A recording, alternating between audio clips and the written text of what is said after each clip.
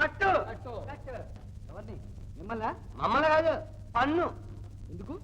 ఈ దారి నడిచేందుకు. దారి నడిస్తే పన్నా? అవును, ఈ దారి కైలాసం గారి సొంతం. దీనికి మేము మహారాజులు.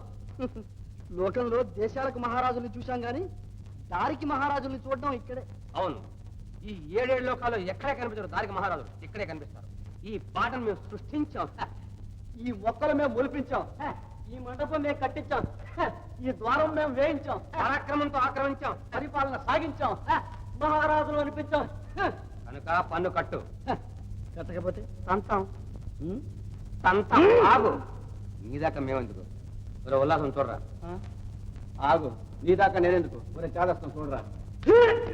ఆగు, ఏమిటి పందెం? నీ ఇష్టం. మేము ఓడిపోతే మేము నీకు బానిస, నువ్వు ఓడిపోతే నువ్వు మాకు బానిస.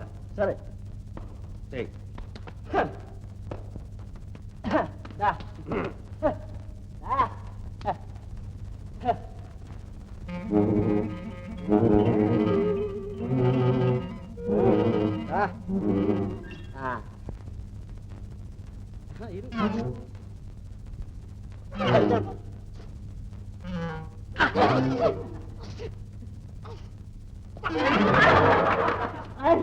ఎవరన్నా ఇది? లే, దెబ్బకు చంపేస్తాను. లే.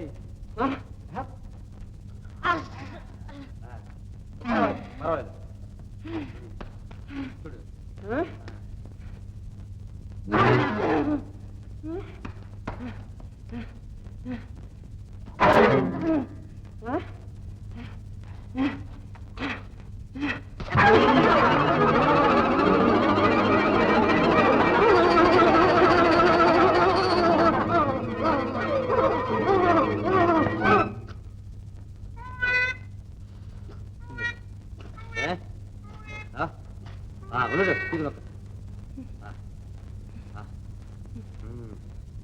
చంపే ఒక దెబ్బకి గుద్దుకి.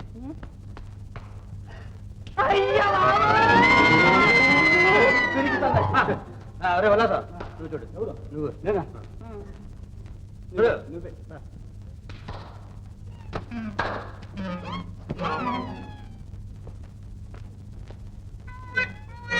చంపే కమండి.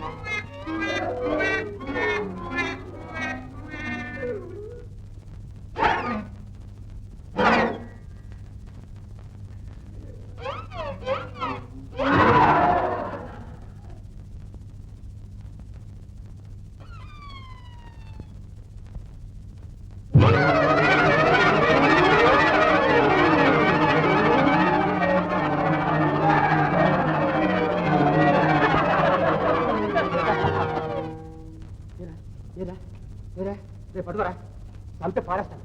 వాడిని ఎముకలన్నీ ఇరిచేస్తాను. ఏమంటావు? ఎవరు సై అంటాను. చెరుక్కర వేసినట్టు పిలిచేస్తాను నిన్ను. ఆగు.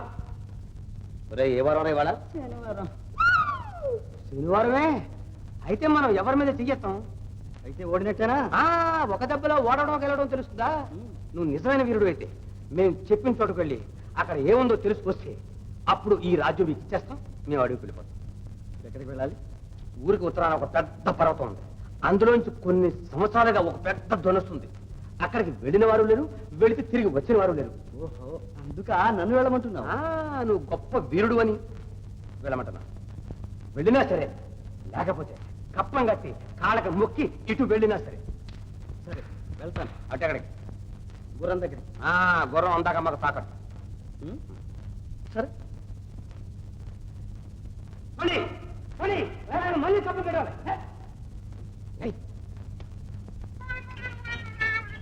గట్టిగా చెప్పరా. గాలికి తోలుంటారా?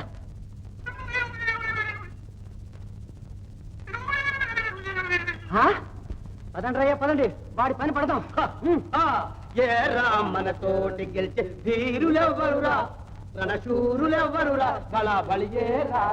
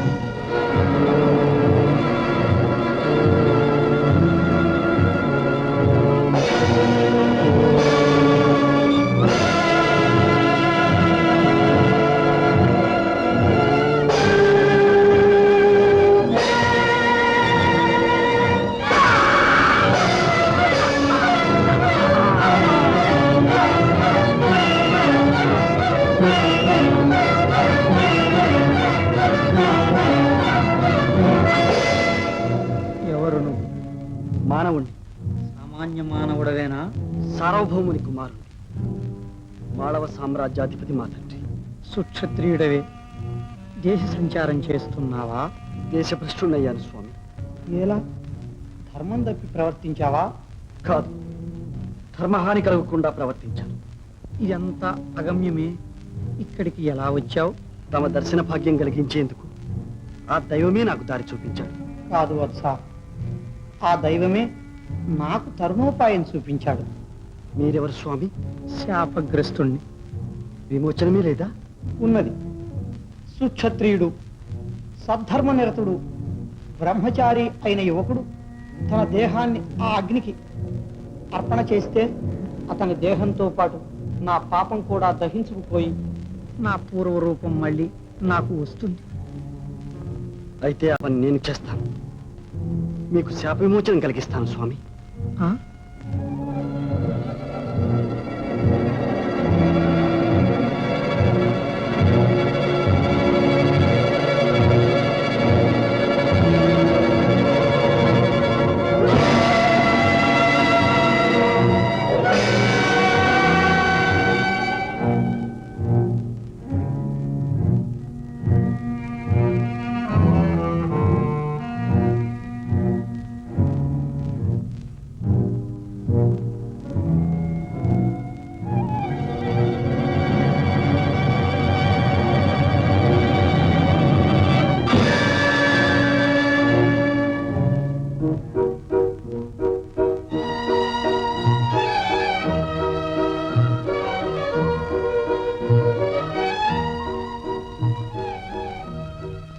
ధన్యోస్మి, ధన్యోస్మి.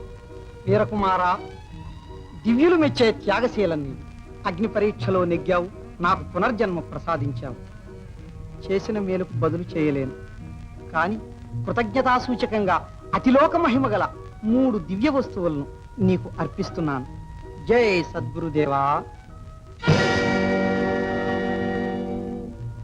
ఇవి శాండిల్య మహర్షి. ఒకప్పుడు నేను దుర్బుద్ధితో వీటిని తస్కరించడానికి యత్నించి ఆ మహర్షిని హతమార్చాను. కానీ కన ఊపిరితో ఉన్న ఆ మహర్షి నన్ను శపించారు. పాదములబడి వేడగా శాప విమోచనం అనుగ్రహించారు. ఇవి నీకు చెందటం ఆ మహర్షి ఆదేశమే. ఈ దండం ఆత్మరక్షణకి, దుష్ట శిక్షణకి ప్రచండ సాధన. ఈ కమండలం భూలోక కల్పవృక్షం, కోరిన వస్తువుని ప్రసాదిస్తుంది. ఈ దండ కమండలములు కవలు. కమండలం పగిలితే దండం శక్తి కూడా నశిస్తుంది. జాగ్రత్త సుమా. ఈ దర్భాసనం కామగమన శక్తి కలదు. దీని మీద కూర్చుని ఆకాశ మార్గమున వలయ చోటికి నిమేష మాత్రములో పోవచ్చు. ఈనాటికి ఇవి నీ పరం చేస్తున్నా. సద్వినియోగం చెయ్యి. సెలవు స్వామి. మరో హెచ్చరిక, ఇవి పురుషులు వినియోగించినప్పుడే దివ్య శక్తివంతములు, స్త్రీలకు వినియోగించే అర్హత లేదు. భద్రమస్తు. ఆయుష్మాన్.